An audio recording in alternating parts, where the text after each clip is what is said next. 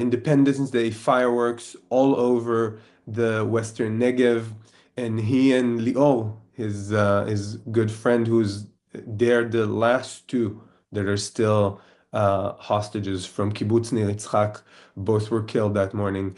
They would travel together to different kibbutzim and do the fireworks to make everybody happy. Um, he was very much a family man.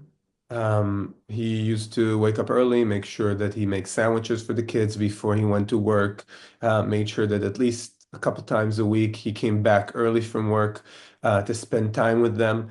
And as I've mentioned, all of my kibbutz family lives there still. So, they would meet each other daily. Almost every Friday, there would be a joint large Friday dinner.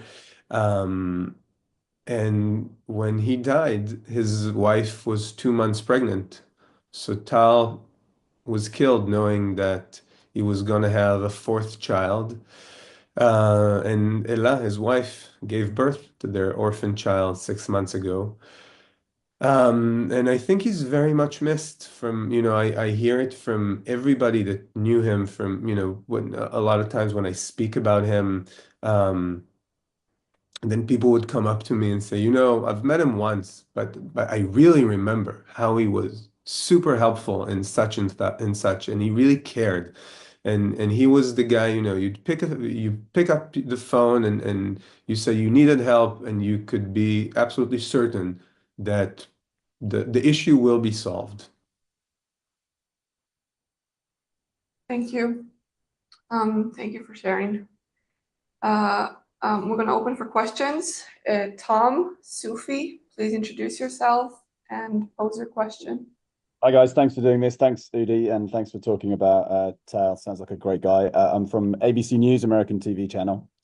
I'd like to ask how sincere stroke genuine you believe the Israeli government to be about wanting phases 2 and 3 of the deal to become a reality. And linked to that, do you believe that the Israeli government is willing now to prioritize all of the hostages over its stated war aim of militarily destroying Hamas? Thanks very much. Sure. Thank you for your question. And I think you've phrased it correctly in order to help me answer the question. So, first, I think that we've reached a point where there's no doubt on what we should do in the avenue of going into this deal. We can't postpone any longer, and we have to start getting hostages out. And this is why the messages we've been getting from everyone, not just the government, but also the negotiation team, is that we have no time to spare. We've got to go into this deal and start phase one. At the same time, they're still working on phases 2 and 3, but they would come into conclusion later on. And it would be much easier once we're already within a momentum of a deal of hostages getting out, hostilities ending. Now, you've put it correctly as destroying Hamas militarily.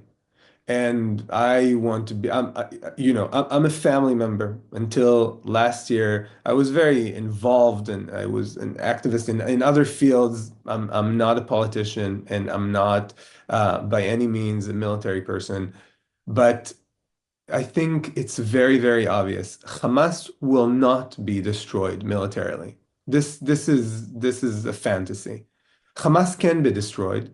He should be uh, he should be off the map and should not be the governing body in the day after, which is the stated goal of the war.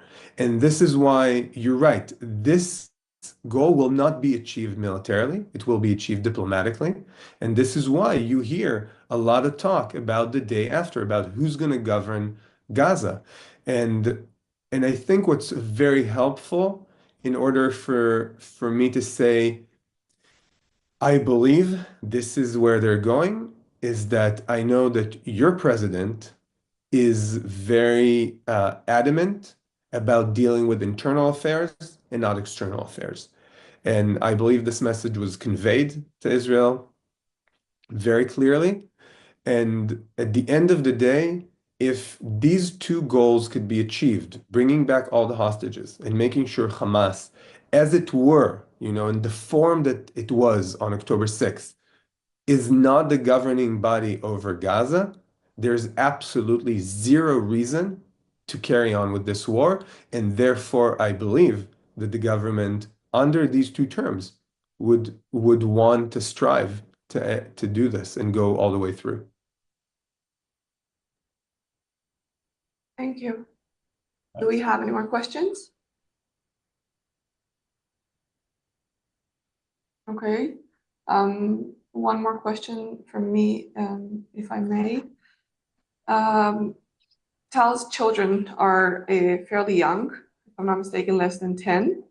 How do you guys convey the message or explain the current situation? What do they know? What do they understand? I assume they do because they're young, but still able to grasp the situation. How do you convey the fact that there is a deal, but he's not part of it? So, the intricacies of this conversation, this is what Ella, their mother, Tal's wife, is doing. And I know that she has been conveying the messages, the message of what's going on to the kids basically from day one. They know their dad is not coming back alive. But what's very difficult for them was all throughout this period is is getting their heads around uh, the fact that first, and this is a quote from them, why do they say that dad is dead if nobody had seen him? And I think it's a legitimate question from coming from a kid who really misses his or her dad. And the other thing is that because of all the abnormalities of this war, because they found some remains of Tal, we were actually able to have a burial service, or we buried an empty coffin. The kids were there, and yet their dad is not back. So obviously, many difficult conversation already had to be done along the way. And I think from knowing Ella, and from hearing her speak to them, um, she's very, very brave in conveying reality to them while, protecting them from what they don't really have to hear. Um, but I believe she's telling them the truth.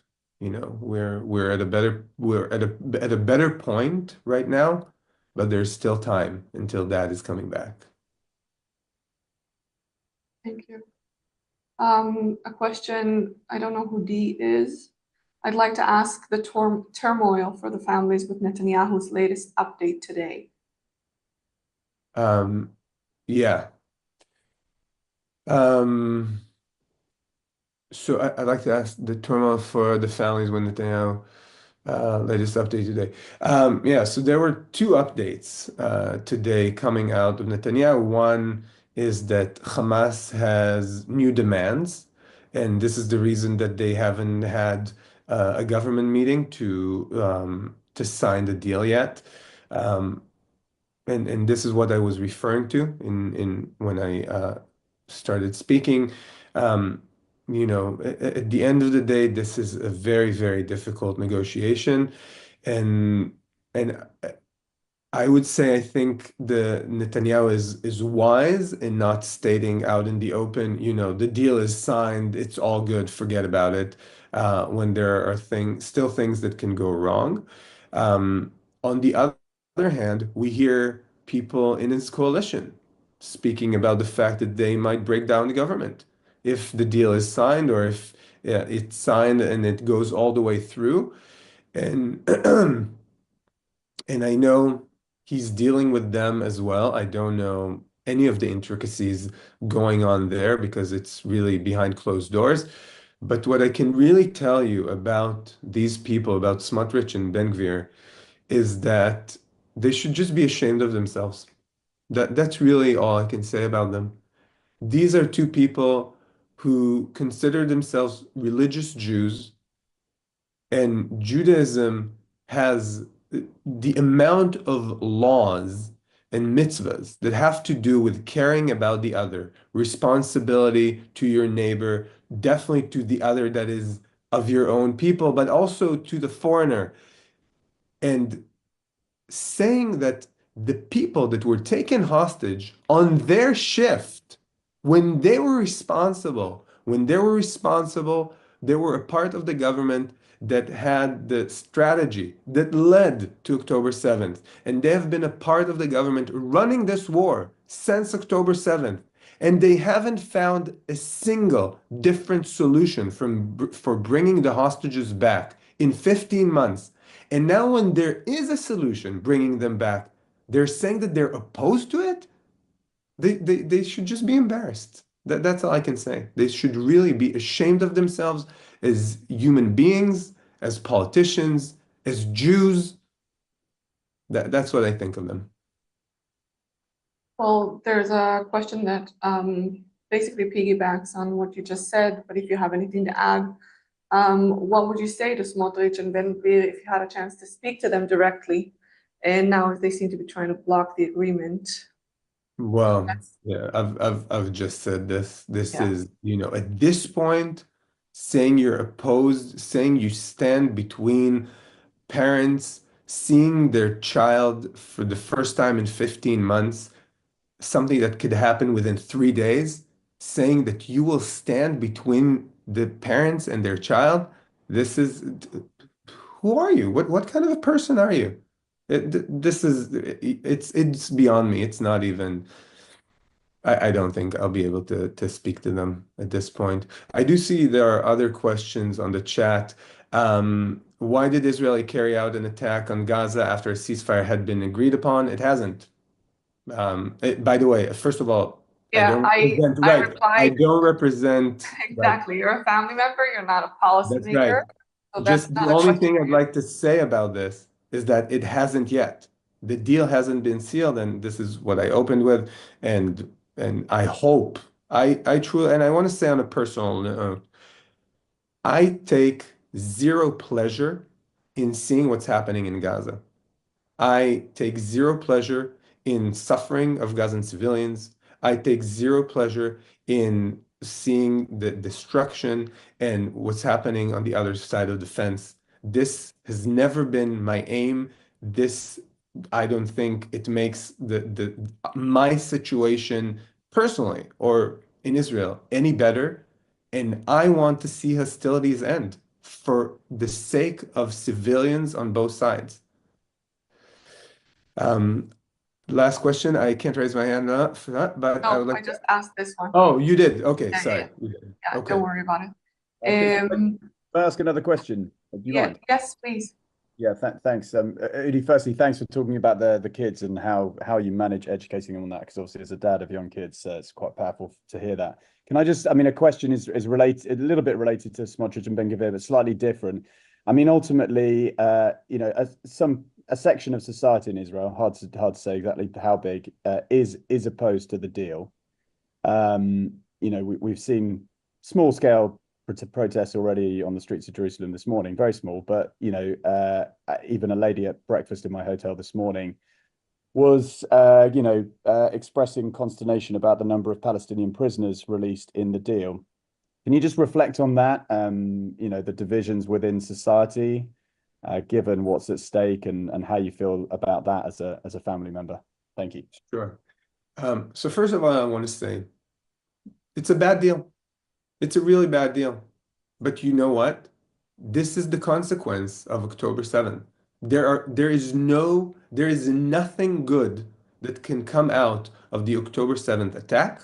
There is nothing good that can come out of 15 months of warfare. And the only thing that we could do is find a way to end this. And there is no other way to end this. Now, um, I don't want to say whether it's a high price to pay or not, because this is what it is. This is just the reality. I'm not one of the politicians. Didn't, run the war. Neither did I create the strategy that led to October 7th. So unfortunately, it's not my responsibility. Had it been, I probably would have made very different decisions along the way. But as this is the reality, and we have to remember something that seems obvious, but I feel that many people don't really understand this. The hostages will never, never be back by military force. This is not an option. If there's something we've learned in the past 15 months, is that military operations to rescue hostages sometimes succeed, but most times it kills soldiers and it kills hostages. To be precise, about 30 hostages have been killed directly or indirectly because of the fighting in Gaza. So in order for the hostages to be back, and this is something that's really important to know, their captors need to get an order from their superiors clearly saying, do open the gate and let them out. That's the only way they're going to be back. There's no other way. And in order for them to willingly to, to bring them out, they need to get something in return. Do I like it? No. They're insane jihadist, murderous terrorists. Is there another way? No, there isn't. And this is how negotiations work. You need to give something in order to get something.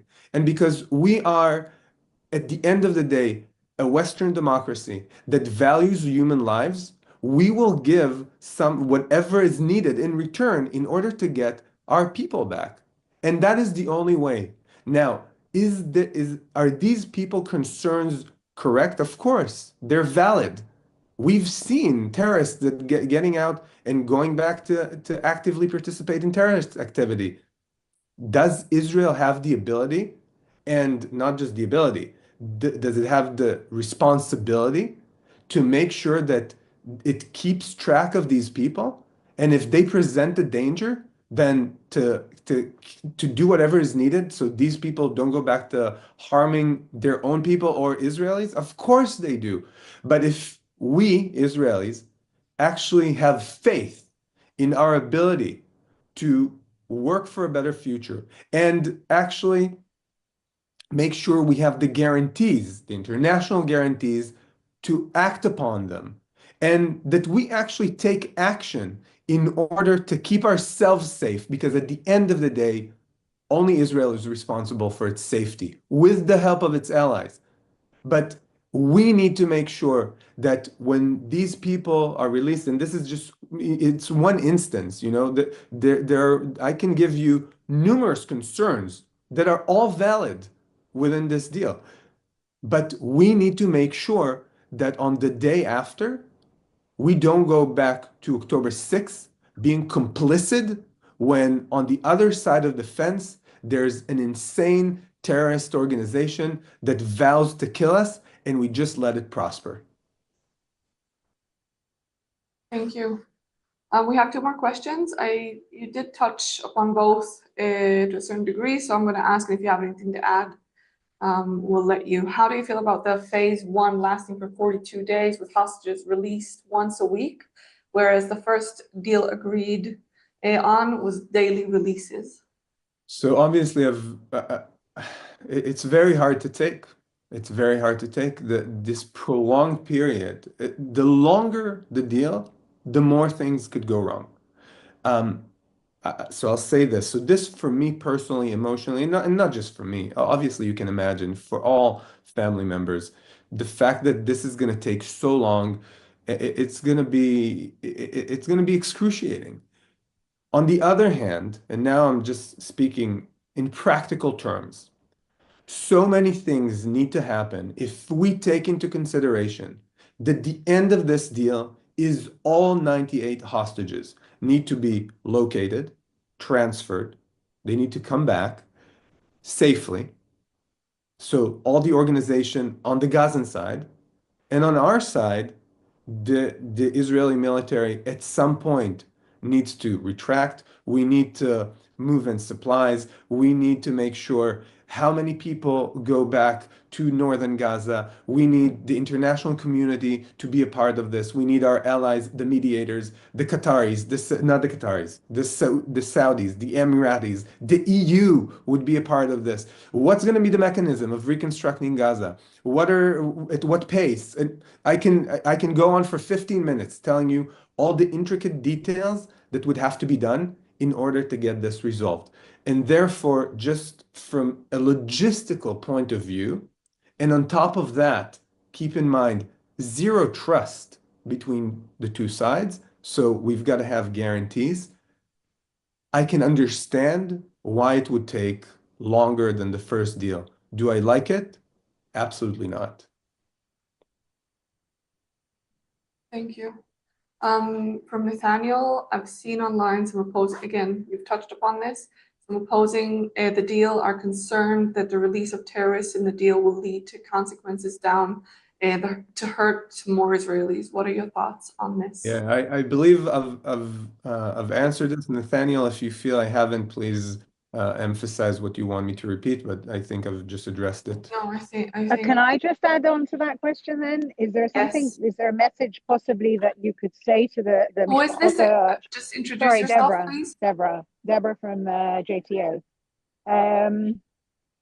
So we're hearing, obviously this is coming a lot from from the bereaved families. So is there a message that you could, possibly be the hostage's mouthpiece and say to those bereaved families that lost their children or family members in terror attacks and are scared about this happening again down the line, or creating a new Sinwar, from somebody who's released, or any of those fears? Is there some sort of message that you could convey? Sure. So, of course. So, for the bereaved families that have suffered from terrorism, I can say that I absolutely feel their pain, and I can absolutely see why this is hurting them personally.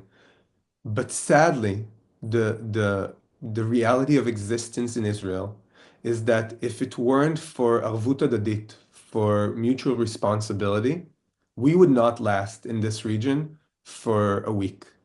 And sadly, again, sadly, the reality we have gotten ourselves into means that this is the price we must pay right now in order to make sure that the people who are suffering right now, who are in captivity right now, who are in danger to their lives, this very, very moment, are going through starvation, humiliation, abuse of all kinds.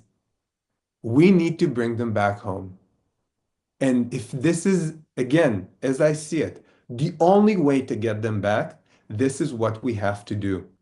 Would I be shoulder to shoulder with them on the day after saying, the people of Israel, demand that we don't go back to October 6th, that if we see another Sinwar rising, we take action. We don't wait for him to become what he had become.